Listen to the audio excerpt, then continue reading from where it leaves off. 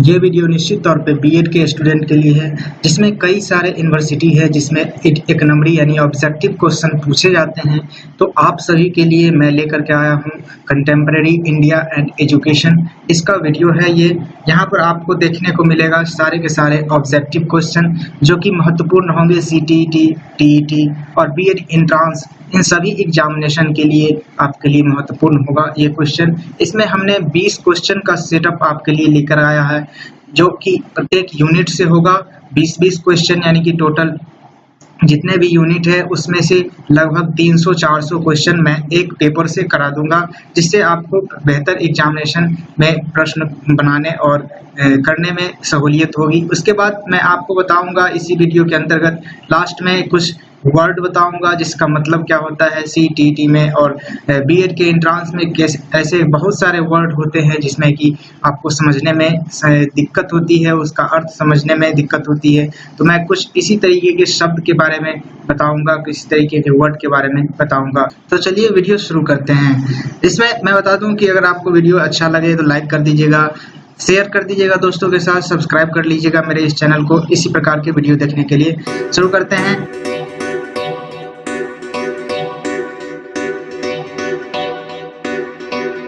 नमस्कार दोस्तों, आपके अपने YouTube चैनल एवरीथिंग अभिषेक पे आप सभी का मैं अभिषेक स्वागत करता हूं।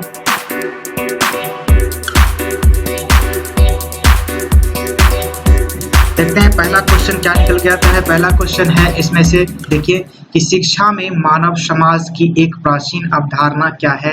शिक्षा में मानव समाज की एक प्राचीन अवधारणा क्या है, इसके बारे में कहा गया है। तो ये क्वेश्चन का आंसर देखें तो आंसर निकल के आता है कि शैक्षिक समानता एवं निष्पक्षता, ये आंसर होगा इसका। इसका क्वेश्चन इस तरीके से भी पूछा जा सकता है, फिल इन द ब्लैंक्स के तौर पे, कि शिक्षा में शैक्षिक स्पेस देगा, खाली स्थान, उसके बाद लिख देगा यहाँ पे कि मानव समाज की एक प्राचीन अवधारणा है। तो यहाँ पर आपको शिक्षा में शैक्षिक समानता एवं निष्पक्षता जो फिलअप करना होगा, यानी कि शिक्षा में मानव समाज की एक प्राचीन अवधारणा क्या है, तो उसका आंसर निकल के आएगा शैक्षिक समानता एवं निष्पक्षता। नेक्स्ट क्वेश्चन में देखिए, दूसरा क्वेश्चन में आता है कि सर्वप्रथम 1870 में ब्रिटेन में प्राथमिक शिक्षा को कैसा बनाया गया था। इसमें कहा गया है कि 1870 ईस्वी में ब्रिटेन में प्राथमिक शिक्षा को कैसा बनाया गया था। तो इसका आंसर देखिए तो आंसर निकल के आता है कि अनिवार्य एवं सर्वसुलभ। तो यहाँ पर पूछा जा सकता है इस प्रकार से कि प्राथमिक शिक्षा सबसे पहले जो कहाँ बनाया गया था, प्राथमिक शिक्षा को लेकर के सबसे पहले अनिवार्य और सर्वसुलभ कैसे बनाया गया था, कहाँ बनाया गया था। तो आपको ब्रिटेन में देना होगा। किस ईस्वी में बनाया गया था, तो 1870 ईस्वी में बनाया गया था। तो इस तरीके के क्वेश्चन पूछा जा सकता है। नेक्स्ट क्वेश्चन में देखिए, नेक्स्ट क्वेश्चन से निकल के आता है कि नई शिक्षा नीति 1986 नई शिक्षा नीति 1986 के किस भाग में शैक्षिक अवसरों की समानता के लिए प्रावधान किए गए हैं। निश्चित तौर पे ये क्वेश्चन है, देखिएगा गौर से, कि नई शिक्षा नीति 1886 के किस भाग में शैक्षिक अवसरों की समानता के लिए प्रावधान किए गए हैं। तो इसका आंसर देखिए तो भाग 4 में, कौन से भाग में, तो शैक्षिक नीति जो है, शिक्षा नीति है, उस शैक्षिक अवसरों की जो समानता है वो किस में मिलता है, तो भाग 4 में मिलता है। नेक्स्ट क्वेश्चन देखें, नेक्स्ट क्वेश्चन चौथा नंबर क्वेश्चन में देखिए तो भ्रातृत्व, देख सकते हैं, भ्रातृत्व के सिद्धांत से क्या संबंधित है। भ्रातृत्व के सिद्धांत से क्या संबंधित है। तो इसका आंसर देखें तो आंसर निकल के आता है प्रजातंत्र, स्वतंत्रता और समानता। इस तीनों में से कोई एक ऑप्शन रह सकता है या फिर तीनों का कॉम्बिनेशन करके दिया रह सकता है। तो इस तरीके के क्वेश्चन आपको पूछा जा सकता है, भ्रातृत्व के सिद्धांत से क्या संबंधित है। ये जो वीडियो है ये है कंटेम्प्रेरी इंडिया एंड एजुकेशन के चैप्टर नंबर 1 यानी यूनिट नंबर 1 से है। इसमें आपको 20 क्वेश्चन और साथ ही साथ कुछ वर्ड देखने को मिलेंगे। नेक्स्ट क्वेश्चन चलते हैं। नेक्स्ट क्वेश्चन पांचवा क्वेश्चन में निकल के आता है कि समाज में परिवर्तन लाने का सशक्त साधन क्या है। तो निश्चित रूप से पूछा जा सकता है ये क्वेश्चन कि समाज में परिवर्तन लाने के लिए सशक्त रूप से साधन क्या है, कौन सा ऐसा साधन है जिसके तहत में हम समाज में परिवर्तन ला सकते हैं। तो वो है मात्र एक शिक्षा है, जो कि जिसके द्वारा हम समाज में परिवर्तन ला सकते हैं। निश्चित रूप से छठा क्वेश्चन निकल के आता है कि भारतीय संविधान किस प्रकार का संविधान है।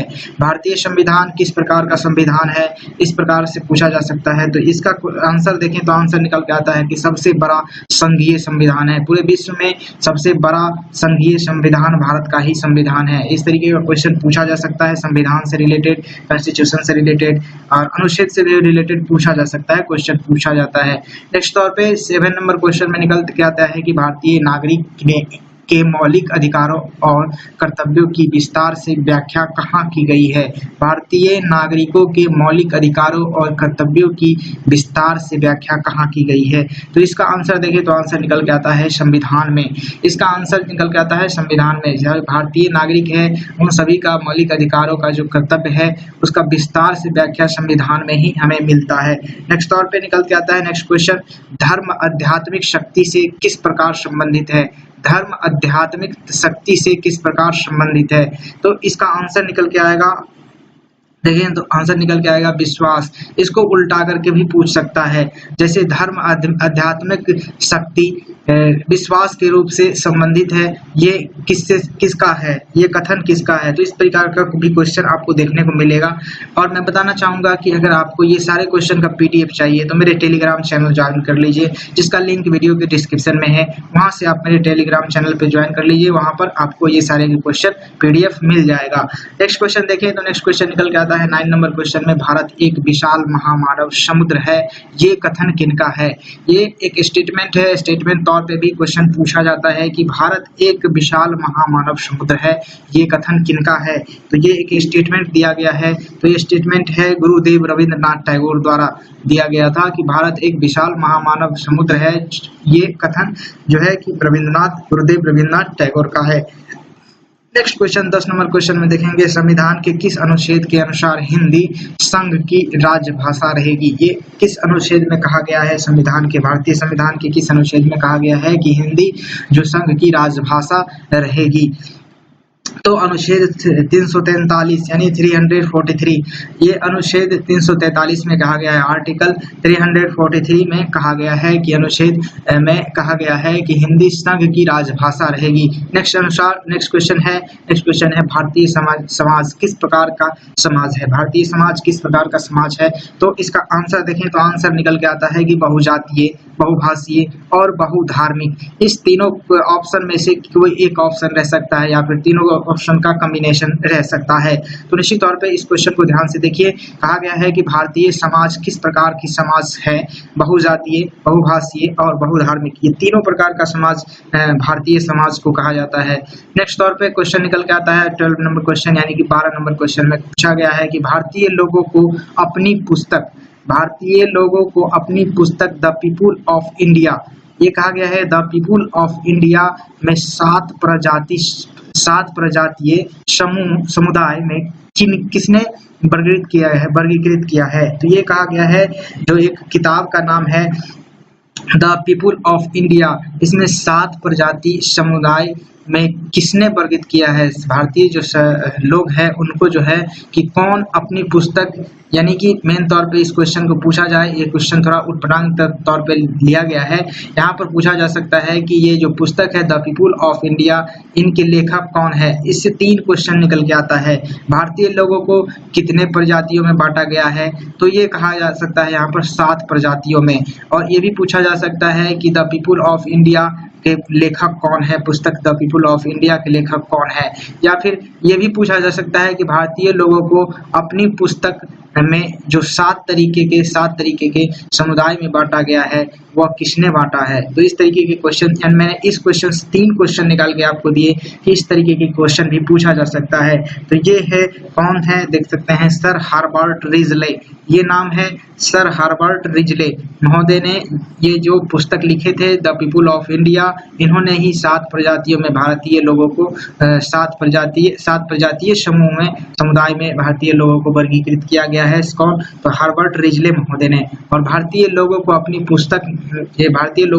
अपनी पुस्तक द पीपुल ऑफ इंडिया में 7 प्रजातीय समुदाय में वर्गीकृत किया है sir Herbert Risley. Next question देखें, नेक्स्ट क्वेश्चन 13 नंबर है, वह बृहत समाज समूह जिसमें रहकर उस समूह के लोगों की सामान्य आवश्यकताएं पूर्ण होती है क्या कहलाता है। तो निश्चित तौर पे ये एक परिभाषा या डेफिनेशन के तौर पे स्टेटमेंट बना के पूछा गया है कि वह बृहत सामाजिक समूह जिसमें रहकर उस समूह के लोगों की सामान्य आवश्यकताएं पूर्ण होती है क्या कहलाता है।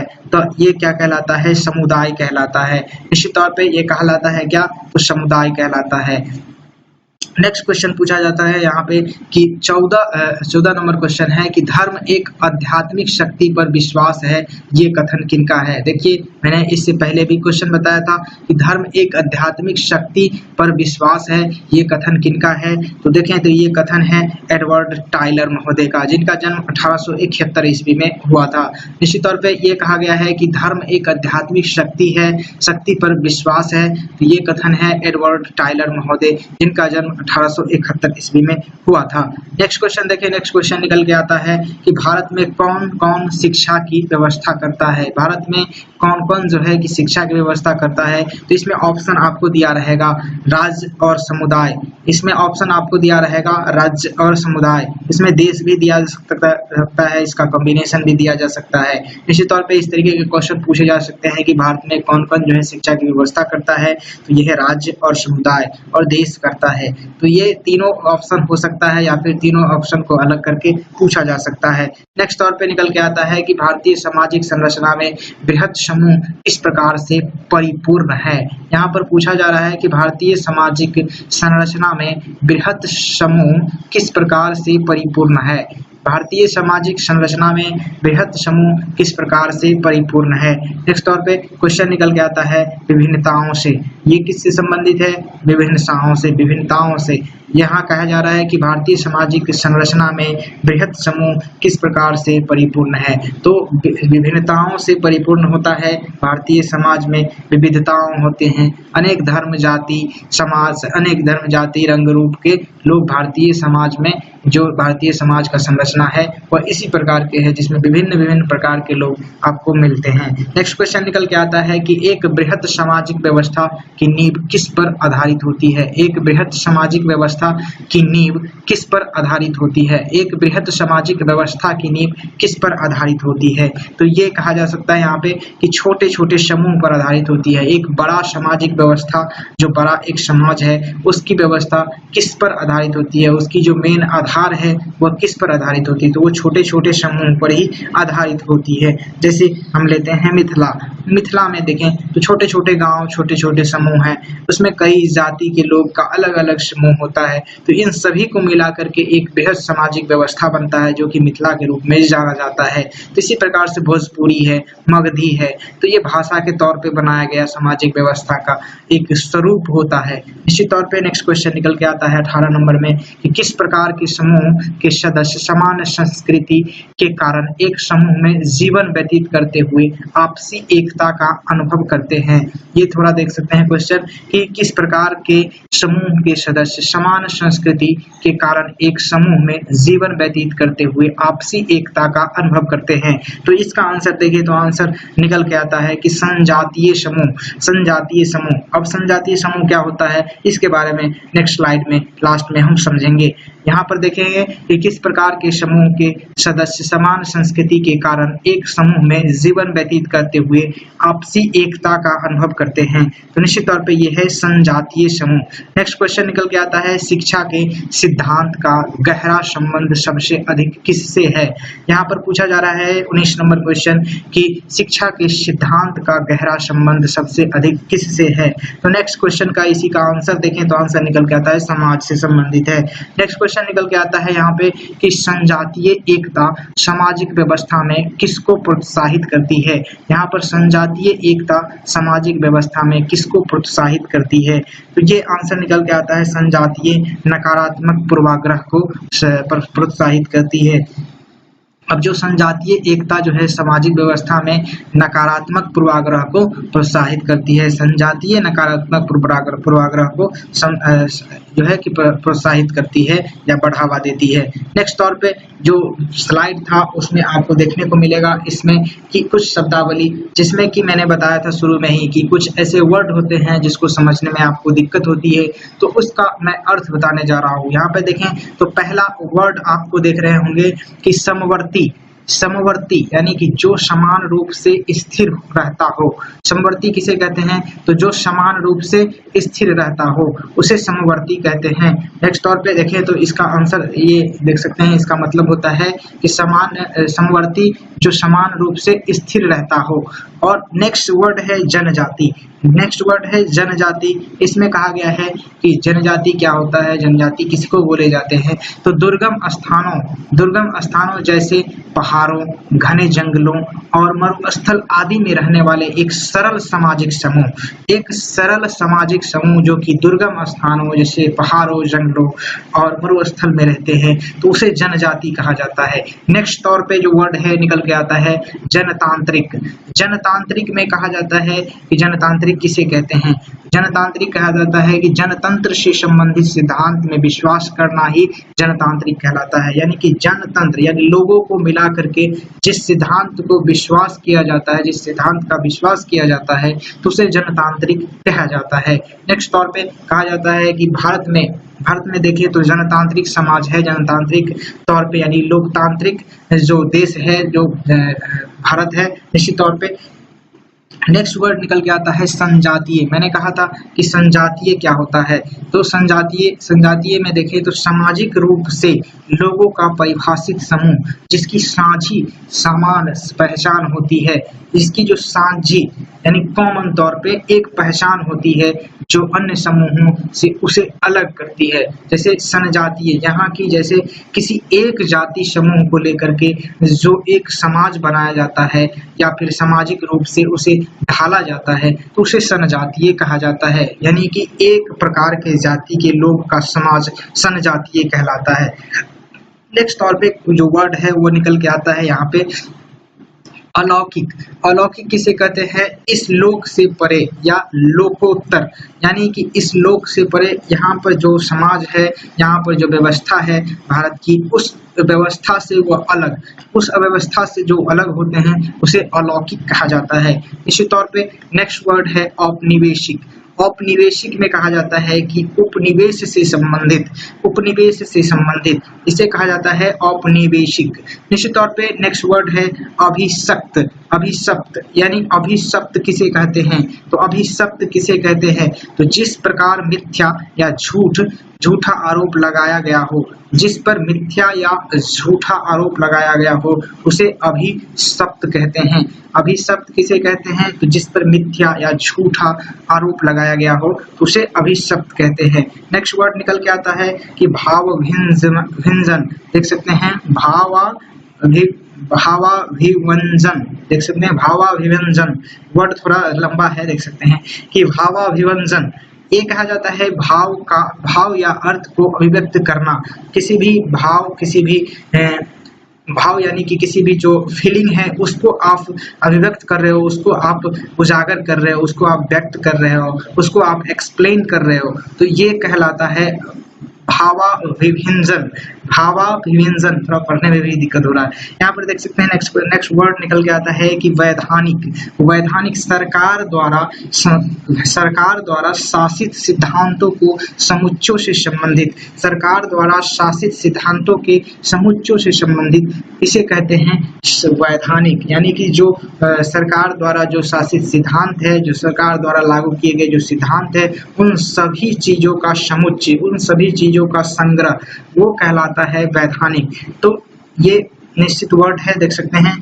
नेक्स्ट वर्ड है कि आध्यात्मिक। आध्यात्मिक आप लोग सभी जानते होंगे, आध्यात्मिक का मतलब कि ईश्वरीय उद्दीपन की अनुभूति प्राप्त करने का एक दृष्टिकोण। यानी कि जब आप ईश्वर की जो उद्दीपन है, ईश्वर की जो आपका पहचान है, ईश्वर की जो जिस रूप में आप पहचानते हैं उसकी अनुभूति करने या प्राप्त करने का जो दृष्टिकोण होता है मानव का, तो वो क्या कहलाता है, वह आध्यात्मिक दृष्टिकोण कहलाता है, आध्यात्मिक कहलाता है, वह आध्यात्मिक मानव कहलाता है। इस वीडियो में बस इतना ही। नेक्स्ट वीडियो नेक्स्ट यूनिट का होगा और मैं उसी वीडियो में लेकर के आऊँगा इसी तरीके के क्वेश्चन, इसी तरीके के कुछ कॉम्प्लिकेटेड वर्ड जो कि आपको समझने में दिक्कत हो रही होगी। मैं निश्चित आशा करता हूँ कि आपको ये वीडियो अच्छा लगा होगा, और ये वीडियो अच्छा लगा तो निश्चित तौर पे आप लाइक कर दीजिएगा, शेयर कर लीजिएगा दोस्तों के साथ, और सब्सक्राइब करिएगा मेरे इस चैनल को इसलिए क्योंकि मैं इसी तरीके के वीडियोज़ अपलोड करते रहता हूँ। और बेल आइकन प्रेस कर लीजिएगा ताकि आपको समय से नोटिफिकेशन मिल सके नए वीडियो का। Thank you for watching this video. जय हिंद, वंदे मातरम।